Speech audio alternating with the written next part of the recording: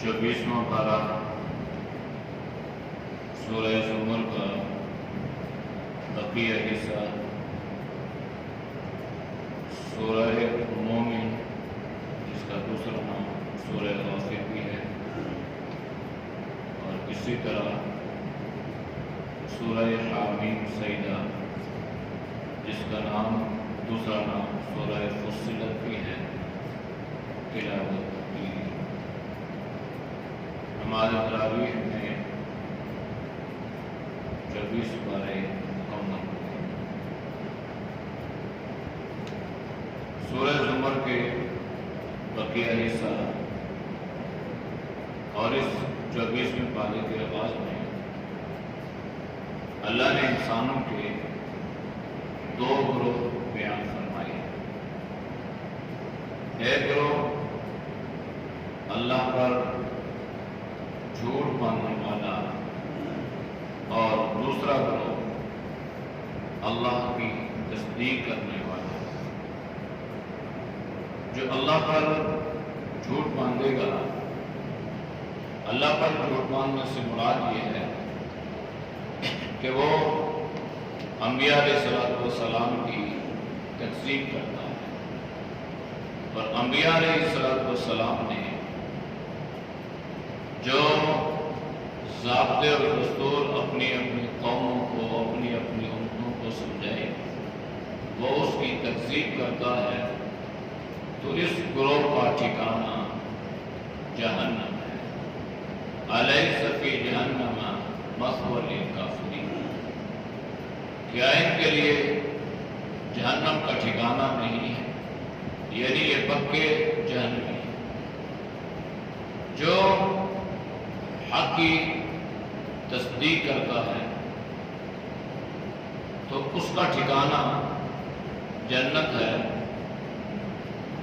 اس کے بارے میں اللہ نے یوں فرمایا، والذی جاء بالصدق وصدق بہ اولئک هم المتقون، اور وہ جو سچائی کے ساتھ آیا اور اس کی تصدیق کی گئی، یہی وہ لوگ ہیں جو اللہ سے ڈرنے والے ہیں۔ مفسرین نے لکھا ہے کہ اس میں اللہ نے حضرت ابو بکر رضی اللہ تعالی عنہ کی صداقت پر مہر لگائی ہے کہ اللہ کے نبی سچائی لے کر آئے، حق اور سچ کے ساتھ آئے، اور حق اور سچ کا ساتھ دینے والا پہلا جو شخص تھا اس کا نام تھا ابو بکر۔ تو اللہ نے گویا فرمایا کہ یہ جو ابو بکر ہیں یہ حق کی سب سے پہلے تصدیق کرنے والے ہیں، لہذا نبی کریم صلی اللہ علیہ وسلم نے انہیں مستقل لقب دے دیا صدیق کا، اور قیامت تک جب بھی حضرت ابو بکر کا نام لیا جائے گا تو حضرت ابو بکر صدیق رضی اللہ تعالیٰ عنہ پڑھا جائے گا۔ تو اللہ نے مہر لگائی، ایک تو صدیق کی، اور دوسرا ان کے تقوی کی اولئک هم المتقون، یہ متقی لوگ ہیں، اور اللہ ان کو جنت کی صورت میں بدلہ عطا فرمائے۔ پھر اللہ نے آپ صلی اللہ علیہ وسلم کو یہ تسلی دی کہ یہ صاحب مکہ جو ہے یہ آپ کا مخالف ہے، آپ کو تانے دے رہے ہیں، آپ ان کا بھلا چاہتے ہیں، نفع چاہتے ہیں، اور یہ واضح ہے اس بات پر کہ یہ اپنے آپ کو جہنم میں داخل کرنا چاہتے ہیں، آپ کے راستے روکے جا رہے ہیں، آپ پر مصائب کے پہاڑ ٹوٹ پڑے ہیں، لہذا اس ساری صورتحال میں الیس اللہ بکاف عبدہ، کیا اللہ اپنے بندے کے لیے کافی نہیں ہے؟ یعنی آپ کو پریشان ہونے کی ضرورت نہیں ہے، اللہ آپ کے لیے کافی ہے، اور اللہ آپ کی مدد اور نصرت فرمائے گا۔ اللہ نے پہلے بھی فرمائی، اب بھی اللہ فرمائے گا۔ باقی اللہ نے آپ صلی اللہ علیہ وسلم کو فرمایا کہ یہ جو لوگ ہیں نا مشرکین، آپ ان سے پوچھیں کہ آپ تو ان کے سامنے اللہ کا تعارف بیان کرتے ہیں کہ اللہ کون ہے اور ہمیں اللہ کو کیسے پہچاننا چاہیے، تو آپ ان سے زمین اور آسمان کے بارے میں اور یہ سارے نظام کے بارے میں پوچھیں کہ یہ ساری چیزیں کس نے پیدا کی ہیں، تو مشرک ہونے کے باوجود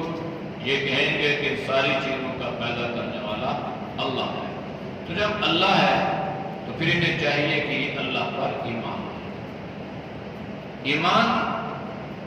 جو آدمی لے آتا ہے پھر وہ دنیا میں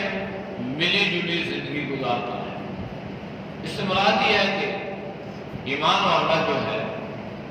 یہ اصل تو اعمال صالحہ ہی کرتا ہے، یعنی نیک اعمال ہی کرتا ہے، لیکن کبھی کبھی اس سے برے عمل بھی ہو جاتے ہیں۔ سچ بولنے والا ہمیشہ کبھی اس کی زبان سے جھوٹ بھی نکل جاتا ہے، اسی طرح کبھی ہمیشہ نیک اعمال کرنے والا اس سے بحیثیت انسان بحیثیت بشر کوئی برائی بھی ہو جاتی ہے۔ تو اب اللہ نے اہل ایمان کو یہ تصفی اور یہ تسلی اور یہ تشفی عطا فرمائی ہے کہ اگر تم سے ایسا ہو جائے کہ اگر تم اپنی جانوں پر کوئی ظلم کر بیٹھو، یعنی کوئی گناہ کر بیٹھو، تو تمہیں پریشان ہونے کی ضرورت نہیں ہے، اللہ نے تمہارے لیے توبہ کا دروازہ کھلا چھوڑا ہے۔ یہ دروازہ ہے توبہ کا۔ اللہ کے نبی نے فرمایا کہ یہ تب تک کھلا ہے جب تک انسان کے لیے موت کے آثار ظاہر نہیں ہوتے، یعنی موت کا غرغرہ۔ تو موت کا غرغرہ آنے سے پہلے، سکرات سے پہلے انسان نے جتنے بھی گناہ کیے ہو، اتنے گناہ کیے ہو کہ زمین اور آسمان کی فضاؤں کو، خلاؤں کو اس نے گناہوں سے بھر دیا ہو، لیکن پھر بھی یاد رکھنا انسان کے گناہ اللہ کی رحمت کا مقابلہ نہیں کر سکتے۔ تو لہذا انسان کے گناہوں پر اللہ کی رحمت ہے بھی ہے، باری ہے۔ اس لیے انسان کے گناہ اللہ کی رحمت کے سامنے کوئی حیثیت نہیں رکھتے۔ تو اللہ نے فرمایا کہ آپ، یعنی اللہ نے آپ صلی اللہ علیہ وسلم کو یہ حکم دیا، قول، آپ کہہ دیں میرے ان بندوں سے جنہوں نے اپنی جان پر ظلم کیا ہے، لا تقنطوا من رحمت اللہ، کہ تم اللہ کی رحمت سے نا امید مت ہو، اس لیے کہ جب تم صدق کے دل سے توبہ کرو گے تو پھر کیا ہوگا؟ ان اللہ یغفر الذنوب جميعا، بلا شرط اللہ تمہاری زندگی کے سارے گناہوں کو معاف فرما دے گا۔ اب اتنی مہربان ذات کی ہے،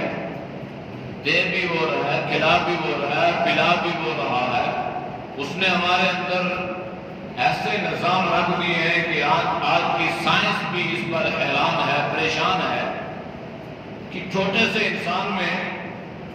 میلوں پھیلی ہوئی رگیں یہ انسان کے جسم کے اندر کام کر رہی ہوتی ہیں، سب کچھ دینے والا وہ ہے۔ پھر اس نے ایمان کی دعوت دی، پھر اس نے بتایا انسان اور غلطیاں کر جاؤ گے، کوتاہیاں کر جاؤ گے، سستیاں کر جاؤ گے، پھر پریشان ہو جاؤ گے کہ اب کیا ہوگا۔ تو اللہ نے فرمایا کہ تمہارے لیے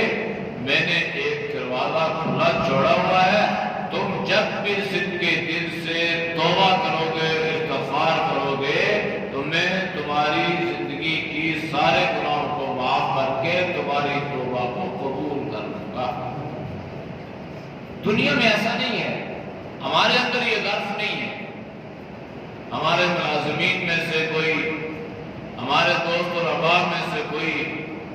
ہمارے رشتہ داروں میں سے کوئی اگر کہیں پر ہم سے کوئی اونچ نیچ کر جائے، کوئی زیادتی کر جائے، کوئی کمی بیشی کر جائے، تو ہم ساری زندگی اس کو دیکھنا پسند نہیں کرتے، اس کو برداشت نہیں کرتے۔ اگرچہ کئی مرتبہ وہ ہم سے ملا بھی ہو، اس نے سلام بھی کیا ہو، ہم نے اسے گلے بھی لگایا ہو، لیکن دل سے وہ چیز ہم بھولتے نہیں ہیں، فراموش نہیں کرتے۔ لیکن اللہ کی رحمت کو دیکھیں کہ اللہ انسان کی زندگی 70 سال، 80 سال، 90 سال، 100 سال کا بڑھا بھی جو بالکل کسی کام کا نہیں رہا، وہ بالکل نکارا ہو چکا ہے، اس کے ہاتھ میں جواب دے چکے ہیں، اس کی کمر جھک چکی ہے اور بالکل اس کی قبر، اس کی ٹانگیں جو ہے یہ قبر میں ہیں، اگر وہ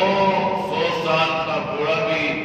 صدق دل سے اللہ سے معافی مانگے گا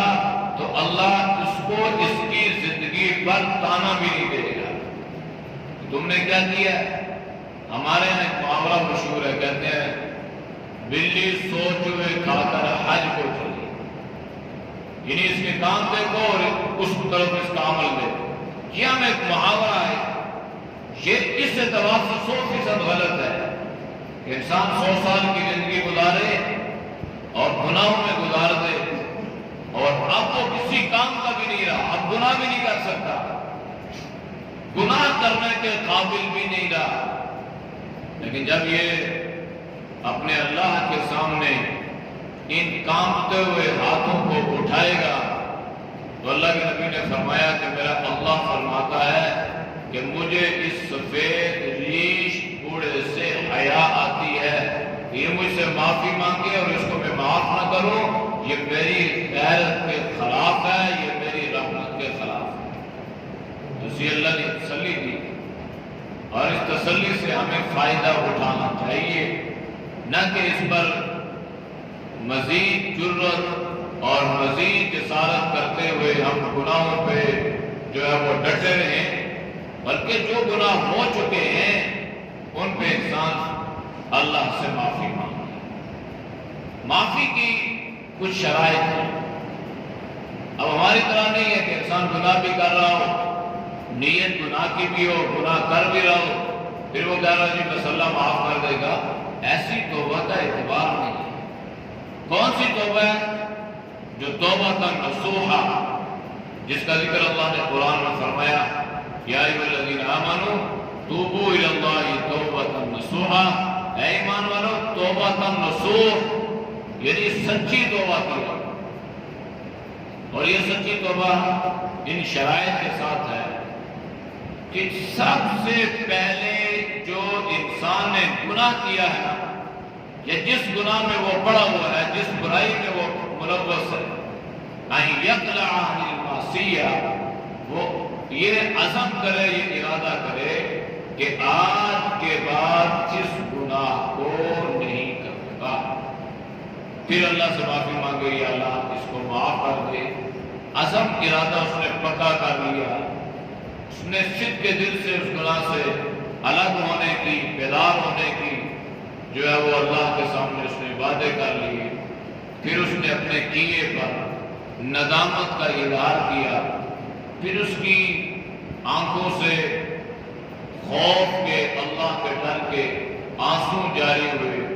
اللہ کے نبی فرماتے ہیں کہ ایک تو اللہ اس کے گناہوں کو بھی معاف فرما دے گا، دوسرے یہ جو اس کی آنکھوں سے آنسو جاری ہوئے نا، اللہ ان کی لاج بھی رکھے گا اور اللہ ان قطروں پر جہنم کی آگ کو بھی حرام کر دے گا۔ اس لیے علماء نے لکھا ہے کہ اللہ سے مانگا کرو اور خوب رو کے مانگا کرو، اگر رونا نہیں آتا ہے، دل سخت ہو چکے ہوئے تو پھر رونے والوں کی شکل بنا لیا کرو تاکہ اللہ کو تمہاری صورت پر رحم آ جائے۔ تو یہ رمضان المبارک کی بڑی بابرکت راتیں ہیں، آپ سحری کے لیے اٹھتے ہیں تو اس میں اگر انسان اٹھے اور 2 رکعت 4 رکعت 6 جتنی اللہ انسان کو توفیق عطا فرمائے تہجد پڑھ لیں، تھوڑی دیر کے لیے دعاؤں کا اہتمام کر لیں، تنہائی میں اللہ سے رو کے مانگے، پوری امت کے لیے رو کے مانگے، تو کیا پتا کس کی دعا کو اللہ قبول فرما لے اور اللہ ساری امت پر رحم والا معاملہ فرما دے۔ اس لیے اپنے آپ کو کم نہ سمجھا کرے، بھائی انسان میری کیا دعا قبول ہوگی، اللہ قبول کرتا ہے سب کی، اللہ دلوں کے حالات کو جانتا ہے، بس اخلاص سے اللہ کے سامنے کھڑے ہوئے روئیں۔ اللہ کے نبی نے فرمایا یہ جو آنسو نکلتے ہیں نا، آنسو یہ ابھی زمین پر یا آپ کے کپڑوں پر نہیں گرے گا۔ اللہ کے نبی نے فرمایا کہ جب یہ چہرے پہ آنکھ سے نکل کے چہرے پہ ٹپکتا ہے تو اللہ اس آنسو پر جہنم کی آگ کو حرام کر دیتا ہے۔ اس لیے اللہ نے تسلی دی اور فرمایا کہ تمہیں چاہیے کہ تم اللہ کی طرف رجوع کرتے رہو، یعنی اگر خدا نہ خواستہ توبہ کی پھر توبہ توڑ دی، لیکن اب تو اللہ کی رحمت کے سوا کوئی اور در بھی نہیں ہے کہ انسان کہیں اور جائے اور اپنے گناہوں کی معافی مانگے، در تو وہی ہے۔ پھر فرمایا کہ تمہیں چاہیے کہ تم اللہ کی طرف رجوع کرو۔ بازا بازا ہر آنچ ہستی بازا، گر کافرو کبرو بت پرستی بازا، این درگاہ ماں درگاہ نا امیدی نیز، صد بار اگر توبہ شکستی بازا۔ مولانا روم رحمت اللہ علیہ فرماتے ہیں کہ اگر تم نے 100 مرتبہ بھی توبہ کر کے توڑ دی ہے تو مایوس ہونے کی کوئی ضرورت نہیں ہے۔ یہ وہ درگاہ ہے جہاں سے کسی کو بھی نا امید نہیں کیا جاتا، سب کو نوازا جاتا ہے۔ اس لیے اس درگاہ کو، اس اللہ کے دربار کو چھوڑنا نہیں ہے۔ جتنی مرتبہ بھی توبہ کی، لیکن کرنا کیا ہے؟ وَأَنِيبُوا إِلَىٰ رَبِّكُمْ، اپنے اللہ کی طرف رجوع کرتے رہنا ہے اور اسی کا فرمانبردار بندہ بن کر رہنا ہے۔ پھر ایک وقت آئے گا کہ انسان کے ان دو گروہوں کو، ایک گروہ جو جہنمی تھا اس کو جہنم کی طرف لے جایا جائے گا۔ جب یہ جہنم کے دروازے پہ پہنچے گا تو جہنم کا جو داروغہ ہے وہ ان سے پوچھے گا، رک جاؤ، کھڑے ہو جاؤ، أَلَمْ يَأْتِكُمْ رُسُلٌ مِّنْكُمْ، کیا تمہارے پاس اللہ کی طرف سے رسول نہیں آئے تھے جو تمہارے اوپر اللہ کی آیات کو پڑھتے تھے اور تمہیں اللہ کے عذاب سے ڈراتے تھے اور تمہیں بتایا جاتا تھا کہ یہ دن آئے گا جس دن تم اپنے اللہ سے ملو گے؟ کیا تمہارے پاس یہ معاملات نہیں ہوئے؟ تو اب یہ کفر اور جتنے جہنمی ہوں گے یہ جہنم کے دروازے پہ کھڑے ہو کر قالوا بلا، کہیں گے ہاں آیا تو تھا، لیکن کفر پر ڈٹے رہے،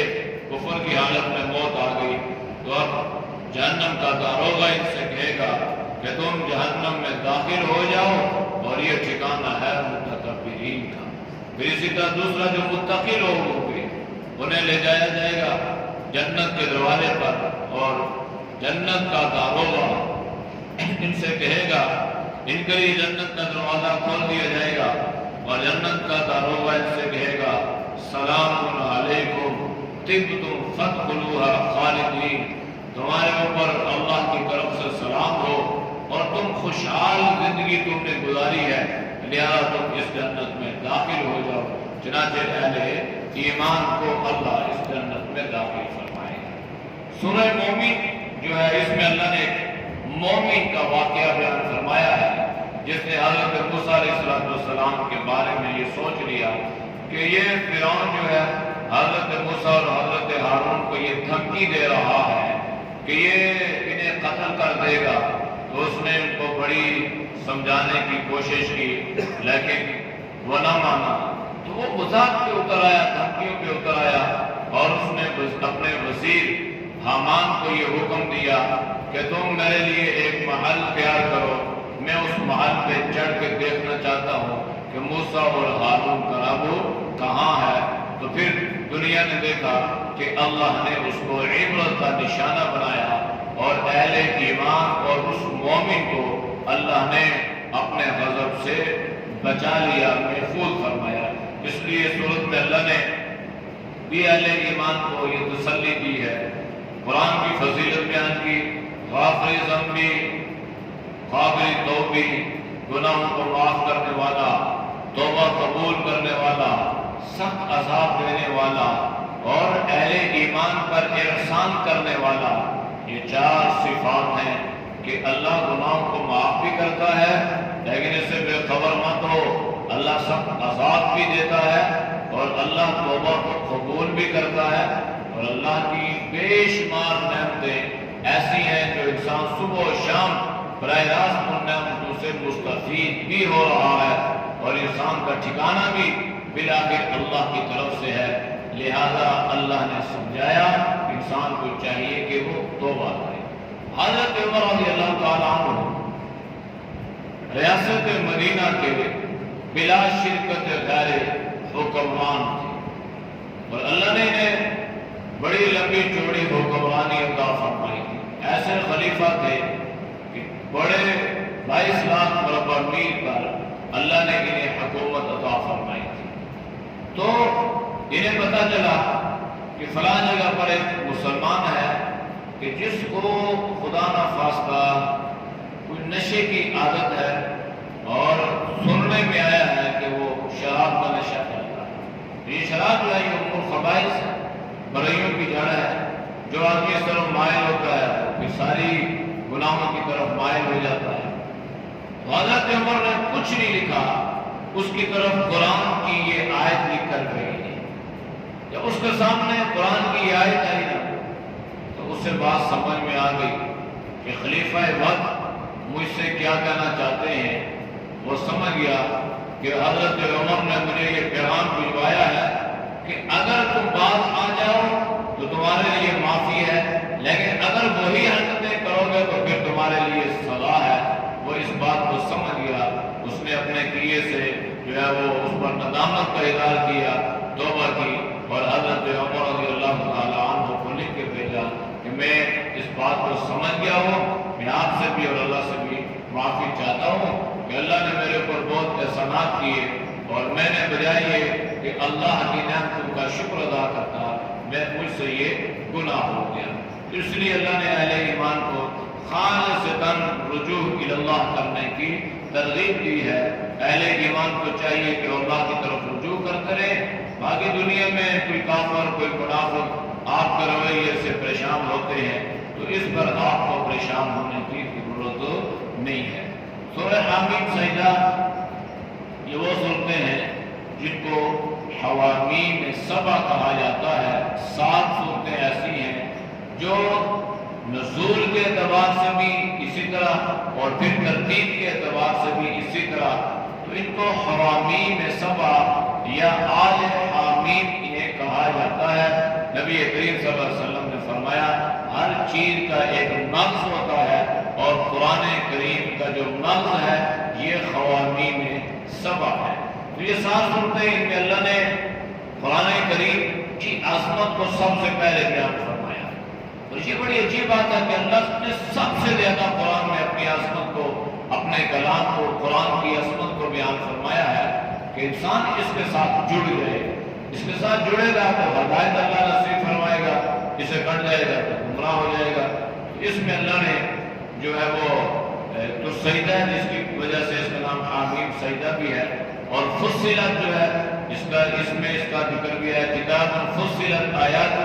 قرآن عربی لقوم یعلمون۔ اللہ نے علت بیان فرمائی کہ اللہ نے یہ قرآن اتارا ہے تاکہ اس کے ذریعے سے لوگوں کو ڈرایا جائے۔ پھر مشرکین مکہ جو تھے وہ شور کرتے تھے کہ قرآن نہ سننا، تو اللہ نے ان کا رد بھی فرمایا کہ تمہارے شور کرنے سے یہ کلام رک نہیں سکے گا، تمہارے روکنے سے دین والے رک نہیں سکیں گے، تم جتنا اس راستے کو روکنے کی کوشش کرو گے اللہ اس کو اتنا ہی بڑھائے گا۔ چنانچہ آج تک ہم دیکھتے ہیں کہ جتنا بھی دینداروں کو، قرآن والوں کو، اللہ والوں کو دبایا جاتا ہے، اللہ ان کو مزید اتنی طاقت، اتنا ایمان عطا فرماتا ہے، اور وہ پہلے سے زیادہ نئے ململے اور نئے جوش و جذبے کے ساتھ ابھر کے سامنے آتے ہیں۔ اس لیے ان کے ساتھ اللہ کی مدد ہوتی ہے۔ جو ایمان پر ڈٹ جاتا ہے اللہ کے فرشتے اس کی طرف اترتے ہیں اور اسے یہ خوشخبریاں دیتے ہیں، اسے اللہ کا یہ پیغام سناتے ہیں کہ دنیا میں تم نے اعمال پر استقامت کی، اختیار کی، لہذا اب تم جو ہے کسی قسم کے خوف سے اور غم سے بالکل آزاد ہو، اور یہ جنت کی خوشخبریاں سناتے ہیں۔ اس حامیم سجدہ میں اللہ نے آخرت کے حالات کو بھی بیان فرمایا، اور پھر اعمال صالحہ کی دعوت دی۔ جو عمل کرے گا اچھا اس کو فائدہ اسی کو ہوگا، جو برا کرے گا اس کا بار اسی پہ ہوگا۔ اللہ اپنے بندوں پر ظلم نہیں کرتا، تو ہم اگر اچھا عمل کریں گے تو ہمیں اپنی ذات کو فائدہ ہوگا، برا عمل کریں گے تو اس کا نقصان اپنی ذات ہی کو ہوگا۔ تو کوئی آدمی بھی اپنی ذات کے لیے نقصان کو پسند نہیں کرتا، ہر آدمی اپنے ذات کے اعتبار سے نفع کو پسند کرتا ہے، تو ہمیں بھی چاہیے کہ ہم اپنے لیے نفع کو اختیار کریں۔ اللہ ہم سب کے باتوں پر عمل کی